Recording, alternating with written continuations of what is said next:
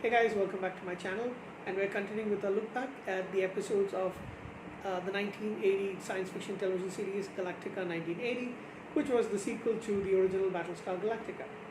And we're halfway through because this is now episode number 6, and this is the baseball one. And this is my least favorite of the episodes in Galactica 1980 because I don't like baseball. It's not that I don't like baseball.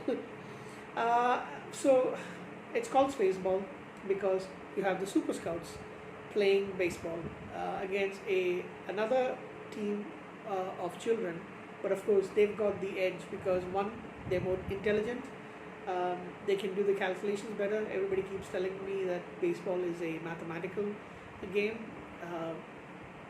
I think a lot of games when you have a ball and a bat or a racket is kind of like that. And also, what was the other thing? Yeah, they can also jump. They're much stronger. They can jump faster. They can run faster. They can leap higher, right?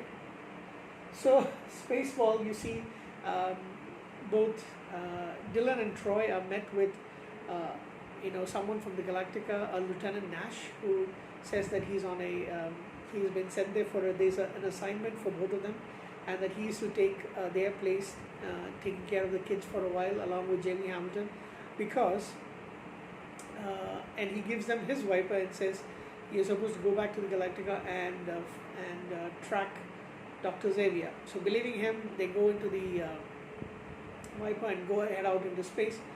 Lieutenant Nash is actually not Lieutenant Nash. The correct lieutenant, the actual Lieutenant Nash is actually on the ship Galactica. This is Dr. Xavier, who's altered his appearance. Now, one of the odd things about this show, when I was reading through through the synopsis and the facts, points about this particular episode is that apparently the colonists can actually change their appearance. Oh dear. And it's not related to anything that is plastic surgery or anything like that.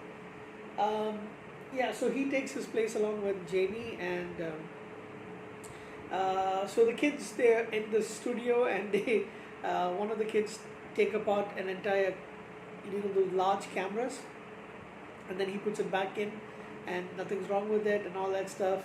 Those are some of the funnier elements of it. I would say funnier, it's not really that funny.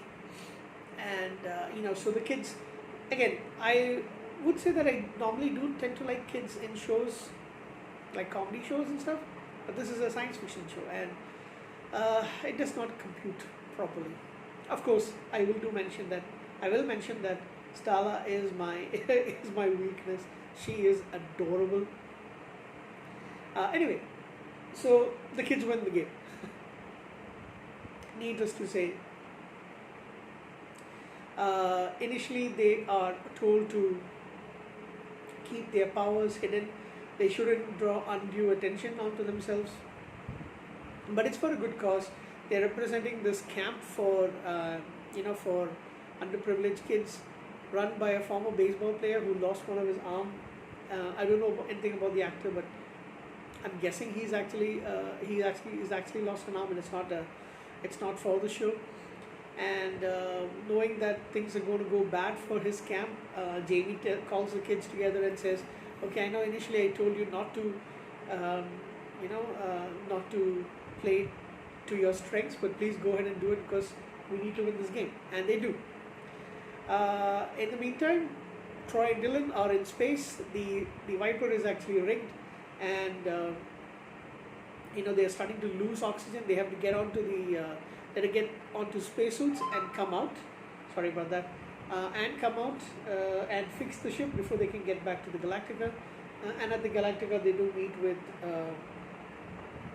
Adama, who tells them about that. They see that Lieutenant Nash is actually over there. So in the end result, the military always comes in. Colonel, what's his name? Jack Seidel, and he almost catches up with them. He's extremely suspicious of the duo, and he wants to question them, but Xavier, who's looking like Lieutenant Nash, is in the way, And I wonder what's the name of the actor. I don't think I've actually seen him in anything else. Let me have a quick check. James Patrick Stewart as Dr. C. Alan Miller as Colonel Jackson. Oh yeah, Jeremy Brett, that's his name.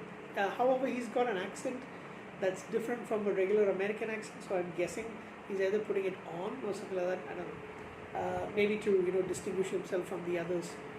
He has more of a European accent, more like German or anything like that. I don't know. Maybe he spent too much time with the Nazis. So yeah, that's about it.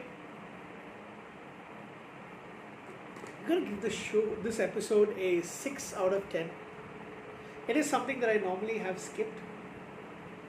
Like I mentioned, one, because it's very predictable. It is pumped for families. It is pumped for kids. It's geared towards having small kids of the 70s and 80s, looking towards the television screen and laughing at the fact and going wow with the fact of these kids being able to leap into the air and all that stuff. It is it's a family friendly show, but at the same time it loses all the appeal of PSG, and yeah, so it's kind of like a little bit verging on the ridiculous. But again, like I mentioned, this show is. I was a kid when I got into it, so although I don't really remember this episode from back then, I only remember it after watching it about 10-12 years ago. So yeah, but this is something I normally skip. I'm going to give it a 6 out of 10, just because it is a little bit silly and campy, but overall, yeah. So the next time that I'm going to watch this show, I'm probably going to skip it once again. So twice is more than enough. I only watched this episode twice. Alright guys, that's it for my review for this Spaceball episode, Screwball episode if you want to call it.